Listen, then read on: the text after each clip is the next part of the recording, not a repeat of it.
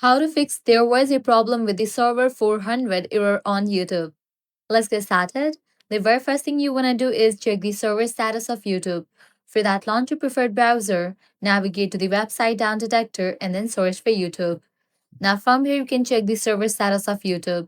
If you found out any outages, you'll need to wait until the problem will be resolved.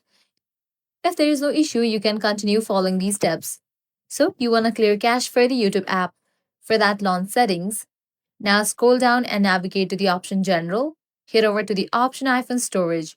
Now from this list of apps, find YouTube.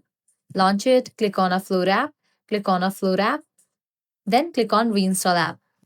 With these, your problem might be fixed. If none of these solutions work, what you want to do is check your internet connection. For that, you can head back, navigate to the option Wi-Fi, click on the Wi-Fi network you are connected to. Forgo this network, give a first restart your router and then rejoin it. Switch between network, Wi-Fi and cellular data. Then you can launch your YouTube and check whether it is working or not. Lastly, what you want to do is delete your YouTube app. For that, press and hold on the YouTube app, click on Delete app, click on Delete.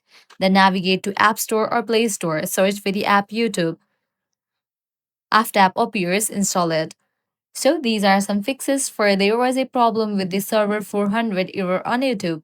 If this guide helped you out, don't forget to like, share, and subscribe.